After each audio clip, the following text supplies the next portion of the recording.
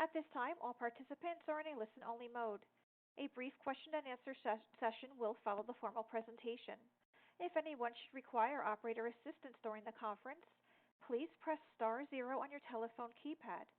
With that, I will now turn the call over to Ronald Van Veen, Corsair's Vice President of Finance and Investor Relations. Thank you, sir. You may begin. Thank you.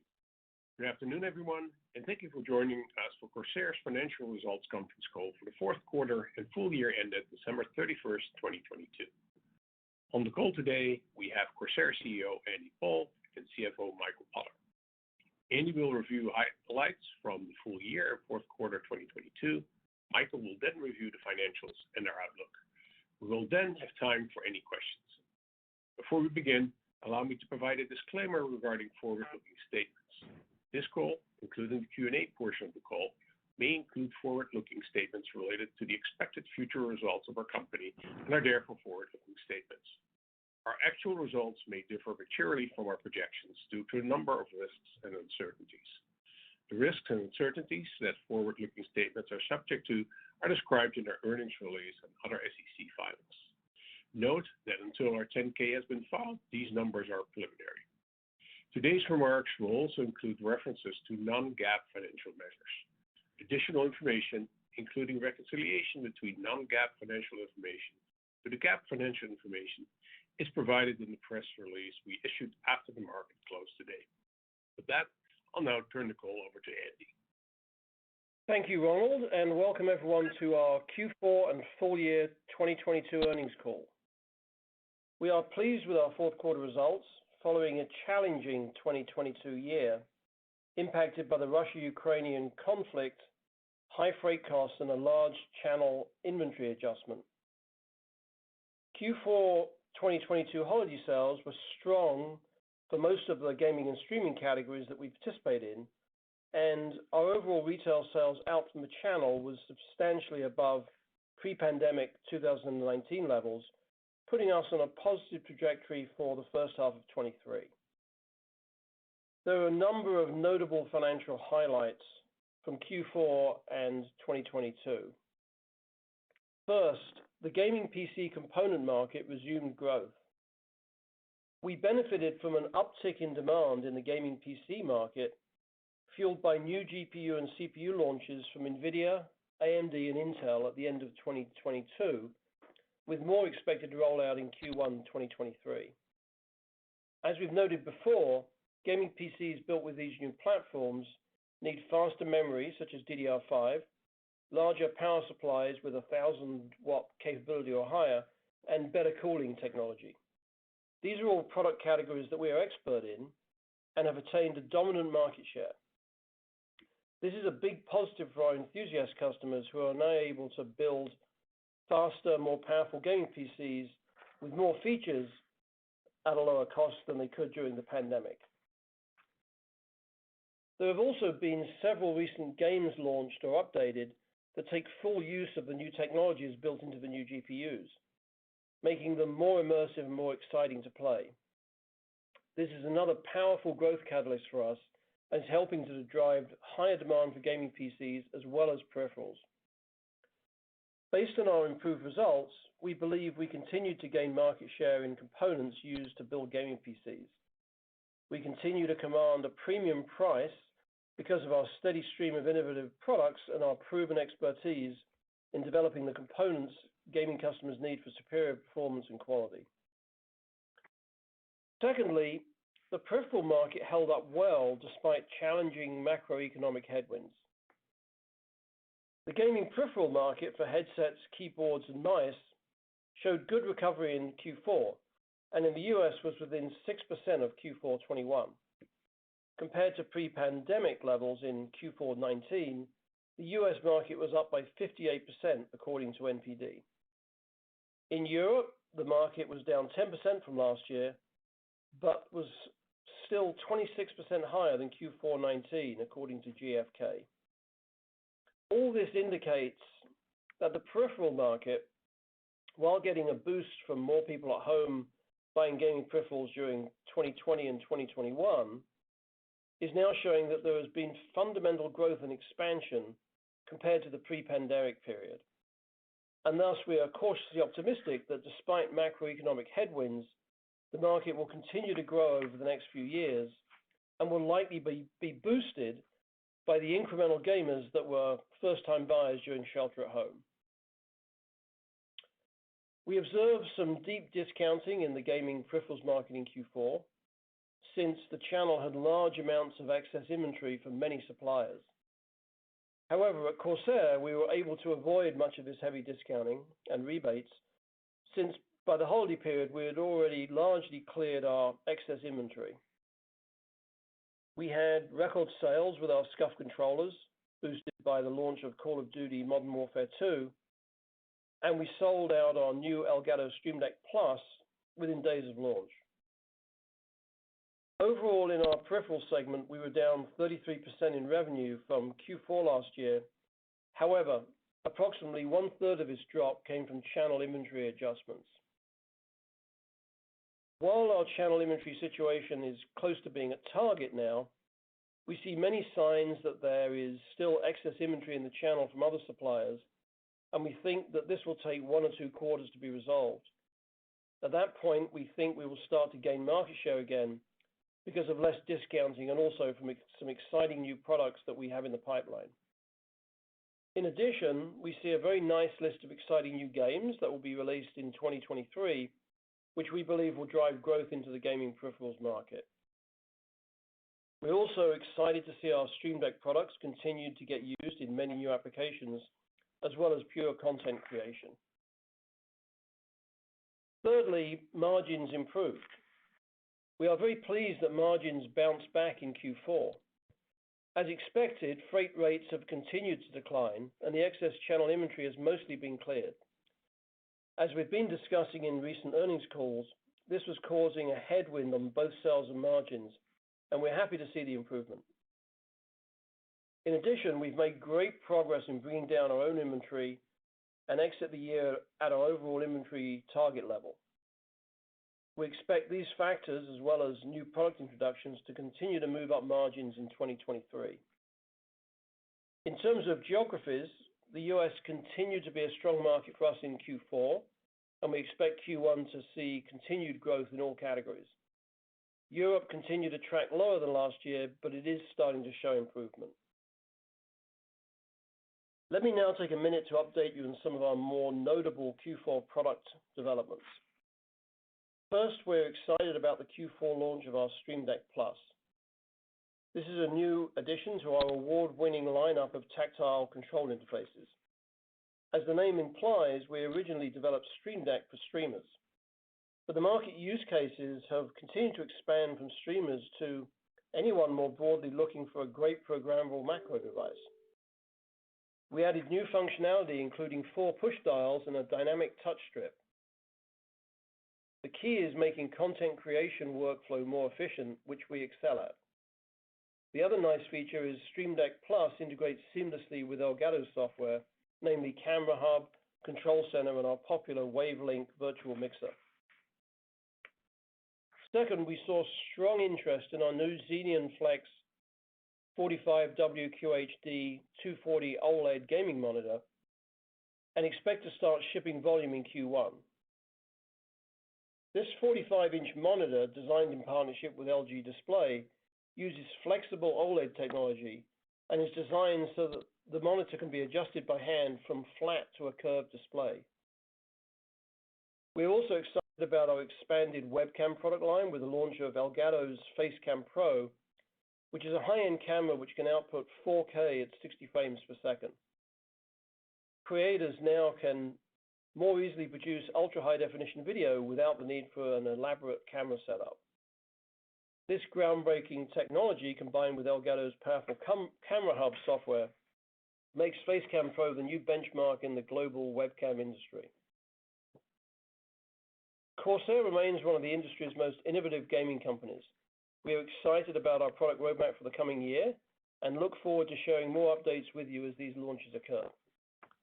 In summary, the fundamentals of our business remain very strong, and we are well positioned entering 2023. We are pleased with our team's continued execution and success in what was a challenging year for the gaming industry and broader market. We have an exciting product roadmap for the coming year with a full slate of launches planned for both our gamer and creator peripherals and gaming component and systems segments. We expect to benefit from multiple catalysts in our core segments, with the second half of 2023 expected to be stronger than the first half of 2023. Let me now turn the call over to our CFO, Michael Potter, for details on the financials. Michael, please go ahead. Thanks, Andy, and good afternoon, everyone. Q4 2022 tracked to the very high end of our expectations and ended well, with momentum carrying into Q1 2023. In terms of specifics, Q4 2022 net revenue increased to $398.7 million compared to $311.8 million in Q3 2022. This compares to $510.6 million in Q4 2021. Net revenue for the year was $1.375 billion compared to $1.904 billion in 2021, a decrease of 27.8%. Our channel partners continued to reduce their inventories in Q4 2022 to current and expected consumer demand and the reduced transit and lead times. We also further reduced our own inventory by about 23% quarter-over-quarter, which is back to more historic normalized levels. We are hopeful that the broader industry's inventory in the channel is also in a better position, which would lead to less discounting in 2023.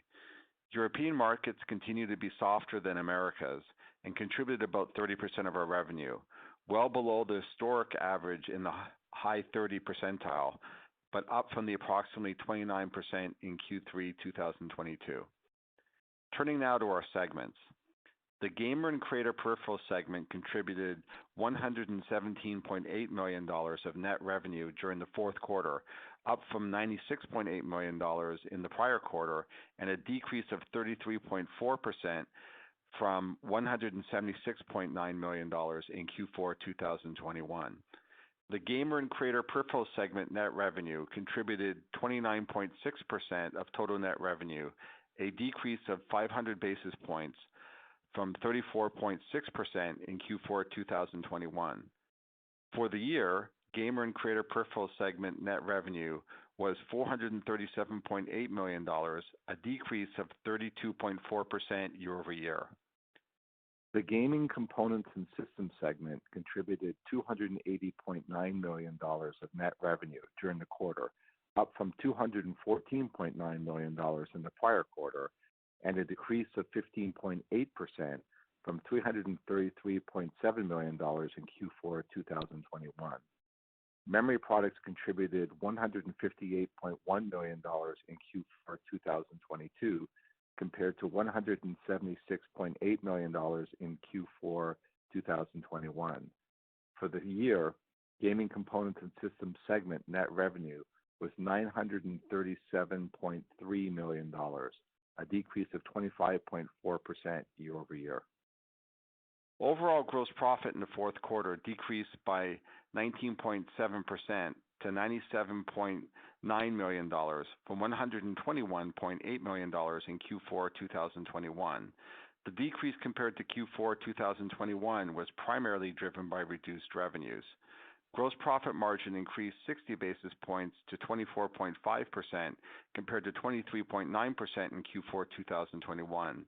This reflects the benefit of the improving supply chain environment, including a significant reduction in freight rates and supply chain lead times, which are rapidly approaching the same levels as they were pre-pandemic. We expect to realize the full benefit over the coming quarter, given the typical 4 to 5 month lag before these cost reductions are fully reflected in our P&L as our inventory turns. For the year, gross profit was $296.6 million.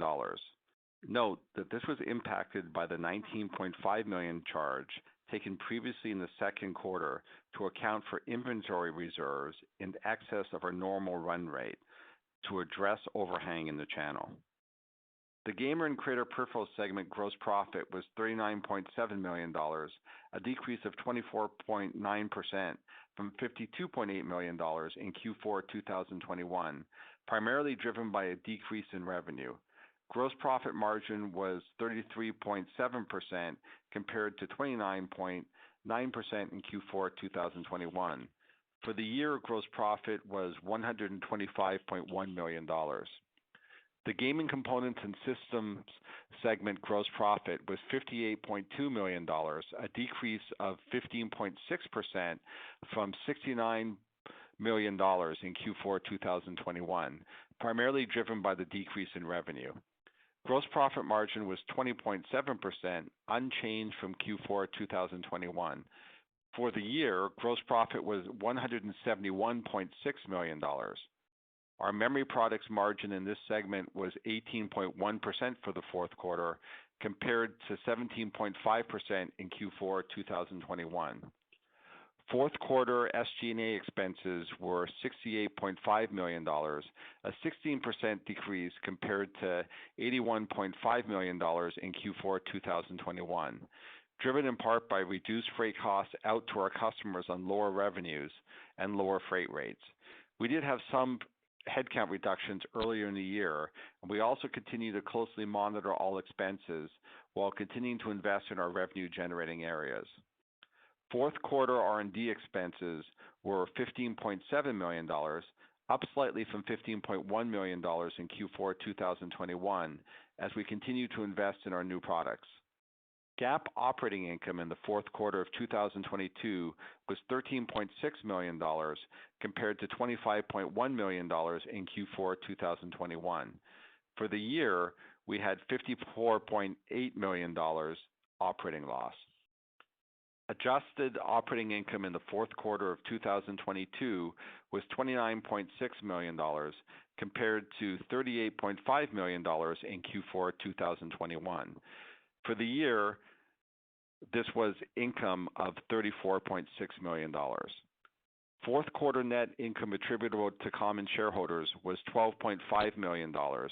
This represents net income of 12 cents per diluted share as compared to net income of $24.7 million or 25 cents per diluted share in Q4 2021.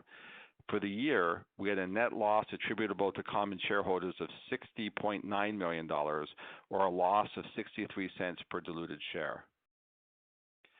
Fourth quarter adjusted net income was $20.7 million or net income of 20 cents per diluted share as compared to adjusted net income of $34.7 million or 35 cents per diluted share in Q4 2021. For the year, we had adjusted net income of $18.4 million or 18 cents per diluted share. Adjusted EBITDA for the fourth quarter of 2022 was $32 million compared to $39.5 million for Q4 2021. For the year, adjusted EBITDA was $46.5 million. Turning now to our balance sheet. We took the opportunity to fortify our balance sheet in Q4, ending the year with a cash balance of $154 million, which includes the addition of approximately $81 million from our November equity offering. From a capital allocation standpoint, we continue to prioritize growth and will maintain a healthy balance of cash until the economic situation is clearer.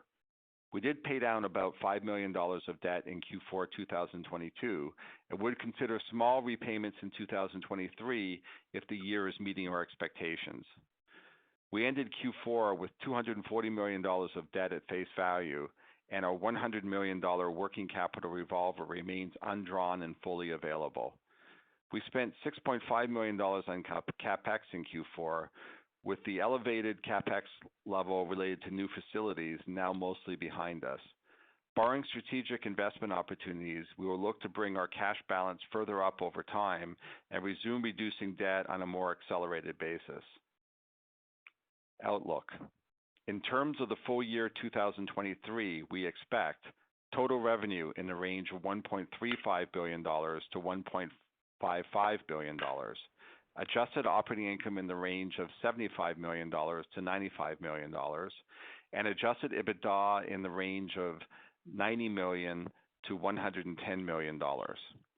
With the Fed rate hike cycle still in progress, forecasting interest expense remains more difficult.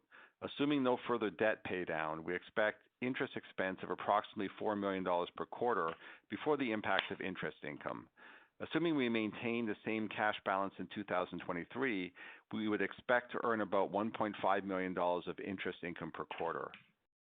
An effective tax rate of approximately 18% to 22% for 2023, and full-year weighted average diluted shares outstanding of approximately 106 to 108 million shares.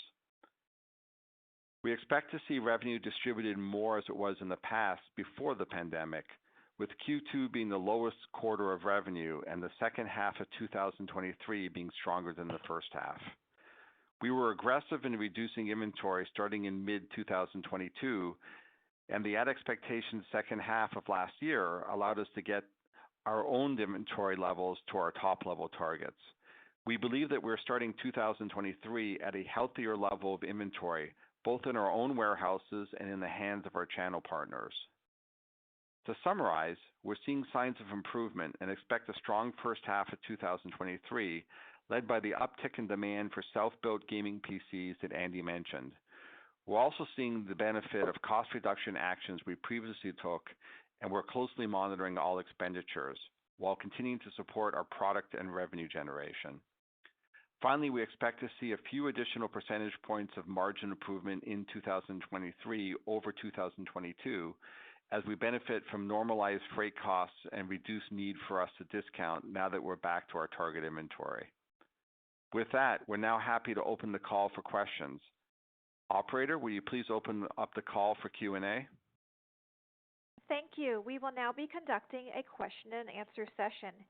If you would like to ask a question, please press star one on your telephone keypad. A confirmation tone will indicate your line is in the question queue. You may press star two if you would like to remove your question from the queue. For participants using speaker equipment, it may be necessary to pick up your handset before pressing the star keys. First question comes from Drew Crum with Stifel. Please go ahead. Okay, thanks. Hey guys, good afternoon. So, I think there's a comment in the press release that revenue guidance is not expected to be affected by negative inventory trends. So if your revenue is flattish to slightly up for the year, is there a way to help us understand the tailwind you expect to get from restocking? And what does your forecast assume in terms of retail performance? Is it up, is it down, or is it sideways? And I have a follow-up. Yeah, so the premise that we've done our forecast and guidance on is that we expect the market overall, and obviously this depends on different regions, but we expect the market overall to be flat, perhaps very slightly down, perhaps very slightly up.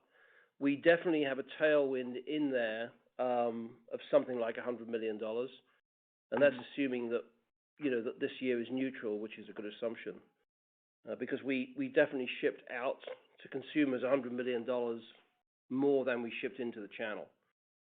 So hopefully that gives you a sense of where we're at. We're roughly, the midpoint of the guidance is roughly $100 million up compared to our 2022 revenue. Got it. Okay, no, that's helpful.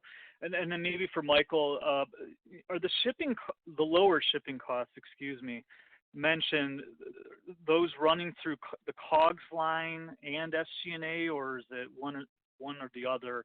And then you mentioned a decline of over 70% in Q4 versus the beginning of last year.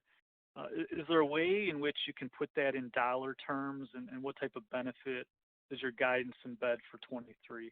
Thanks. Yeah, so for the first question, for gross margin, that's benefit in shipment in.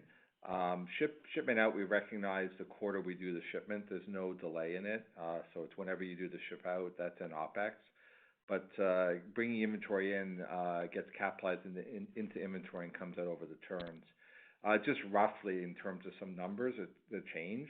As we left 2021, it was costing as close to $20,000 a container, depending exactly on the routes, but on some of our routes it was that high. By the end of 2022, it was somewhere between $3,000 to $4,000 a container, again, depending on specifically what route. So there was a pretty significant decrease on container costs. Got it. Okay, thanks, guys. Next question, Aaron Lee with Macquarie. Please go ahead. Hi, thanks for taking my question. Wanted to touch on the promotional environment for a second. You guys gave some good color on the heavier discounting by your peers and some of the excess inventory that could take some time to resolve for the industry. Outside of that, are you starting to see any improvements in the promotional environment, or is it too early to tell? And assuming peers continue to discount, is your strategy to maintain price just given your premium positioning? Well, firstly, let me welcome you to the analyst group, Aaron. I know you're the new analyst on Macquarie, so it's the first time we've spoken. So in terms of promotional activity, we actually think we're a little bit ahead of our competitors on inventory. I mean, in terms of inventory reduction in the channel. So we saw through Q4 many of our larger competitors discounting far more heavily than we were, and it indicated to us they may be a little longer on inventory in the channel. Now, we think we've roughly taken care of our inventory overhang by the end of the year, and whatever was left we're eating up. In fact, in many areas now we are under inventory targets in the channel. But we think that many of our competitors still have excess. I believe that there'll still be some discounting going on in the channel, mostly in gaming peripherals, for the next 1 or 2 quarters. And we will do what we can to maintain our market share, but most of the discounting tends to happen in the entry level, and we're okay to lose a little bit of market share in the entry level if it would then cause us to be in a loss position. So hopefully that makes sense. So we think that the promotional environment will be still going on for the next 6 months, 3 to 6 months, and I hope by the second half it'll go away as everyone's inventory clears up back to a normal level. Got it. Perfect. That's helpful. And just as a quick follow-up, I know you've recently announced several upgrades to some of your existing product lines, and you've also launched obviously some new products as well. So as you look at 2023, how are you planning on splitting your development resources between upgrades and new product launches? Is it pretty split pretty evenly? No, it's not. I mean, we've obviously got different sizes of businesses across the board. Some of the businesses we're in, like Elgato Streaming, for example, has got a very heavy software content, and so the products are just a lot more complicated, and for that reason, higher margins. We've also there's a lot of resources going into that. We've got a pretty big software ecosystem which requires resources. We have a much bigger TAM that we're addressing in gaming peripherals, and so there's a lot more products coming out there. In terms of the gaming components and products that we use to build gaming systems, that's the biggest part of our revenue now, and so obviously we keep having to upgrade those. Most recently, what we've had to do is upgrade all of our power supplies to higher wattage levels because the new graphics cards from NVIDIA and AMD come to that are using a lot more power, a lot more powerful. I'm sure you've seen that in the news. So it's a general upgrade across the board, but I'd say, look, in general, the R&D budget is more geared towards products that require a lot more software and complexity. But that doesn't necessarily, tie up with the revenue of each product line. I think in terms of longer term, market share expansion, we'd expect there's a lot more opportunity for us to grow in the gaming peripheral and the Elgato Streaming area because those are newer. We're quite well established in memory sales and other components that go into self-built PCs, and we have very high market share. Gotcha. Perfect. Thank you very much. And congrats on the quarter. Really nice performance. Once again, if you would like to ask a question, please press star 1 on your telephone keypad. Next question comes from Doug Creutz with Cowen and Company. Please go ahead. Hey, thank you. If I take the midpoints of your guidance ranges, you're sort of suggesting you're going to earn close to 7% EBITDA margins, which is basically where you were pre-pandemic. If I think about what the pathway is to get to, let's say, 10% EBITDA margins, is that just a function of creating operating leverage from top line growth, or are there still things going on in the market or with you that are structurally impacting your margins that you think will get resolved over time? Yeah, that's a good question. And both are true. The largest component is size and leverage. And so clearly at the $2+ billion level, there's a lot more overhead, less overhead to in terms of percentage. So that drives it up, but there's still a lot of margin enhancement going on in almost every product line.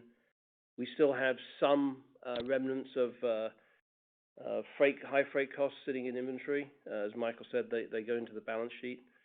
We still have some discounting going on, as I said. So we think if we got back to the normal situation that we were in 2019, in terms of market, we'd actually be substantially above, probably 1 or 2 points higher in terms of EBITDA level. Okay, that's very helpful. Thank you. Next question, Mario Lu with Barclays. Please go ahead. Great. Thanks for taking the questions. So the first one's just a high-level question.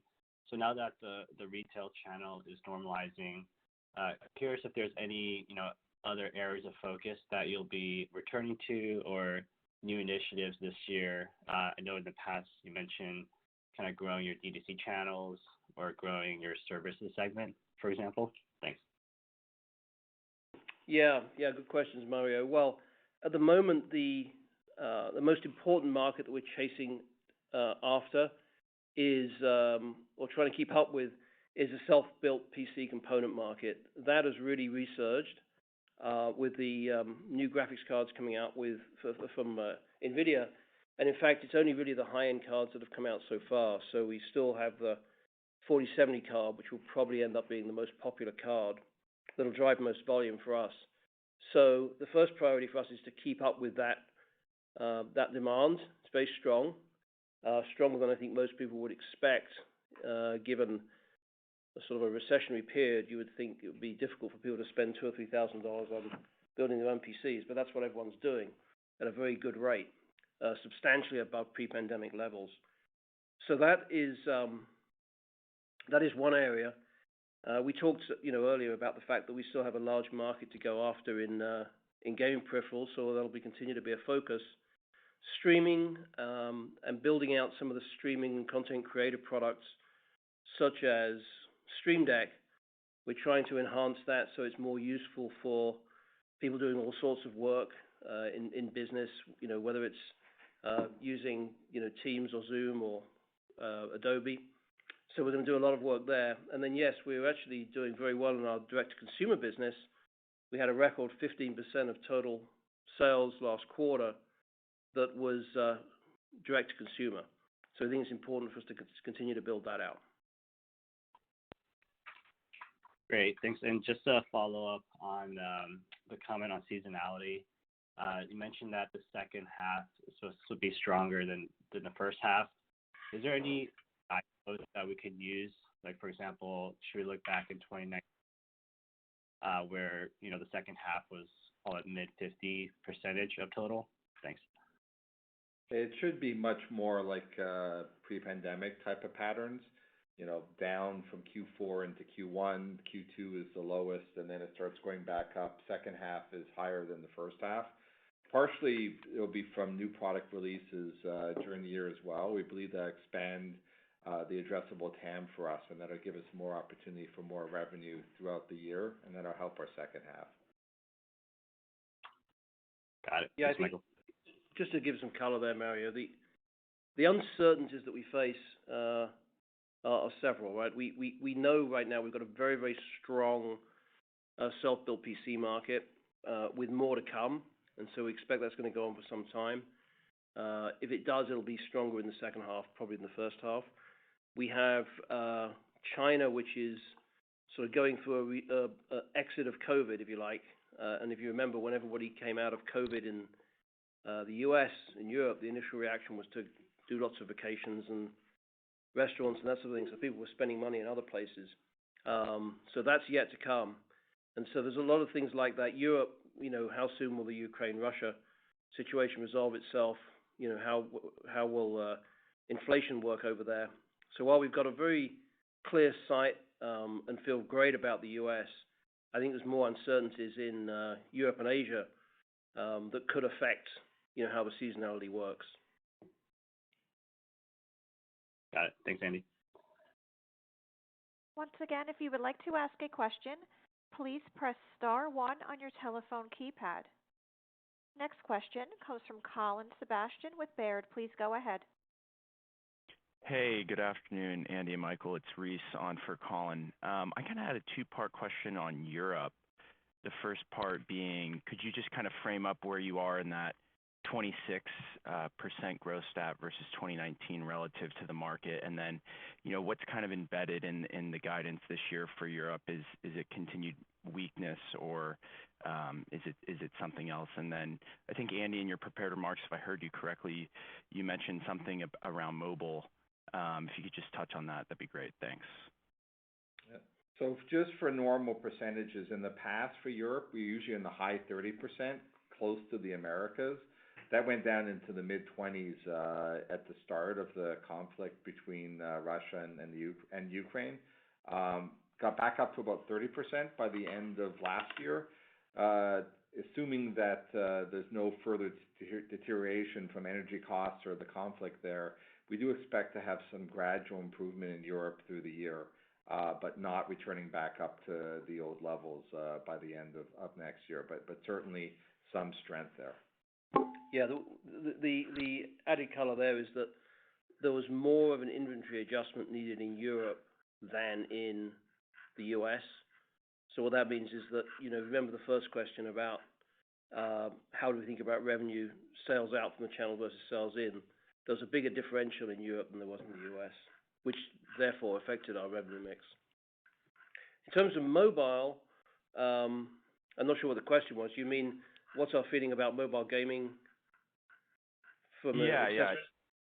Yeah, I thought you had mentioned something about mobile gaming product development, or I may have heard it incorrectly.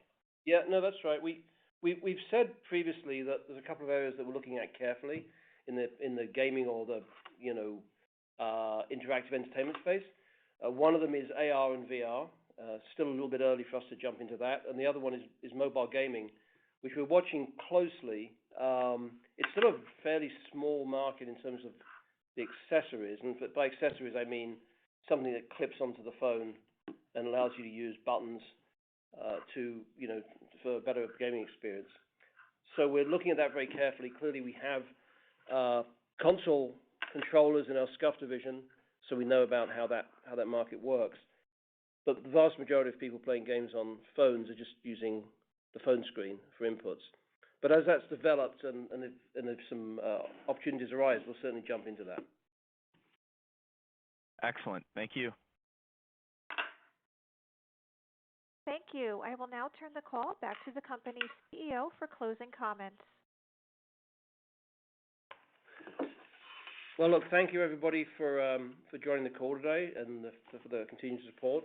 Obviously, we're feeling pretty bullish at the moment with our nice results in Q4, and we expect that to continue for the next year against obviously macroeconomic issues. So if you have any further questions, please contact our investor relations department. We look forward to updating you next quarter. Thank you very much.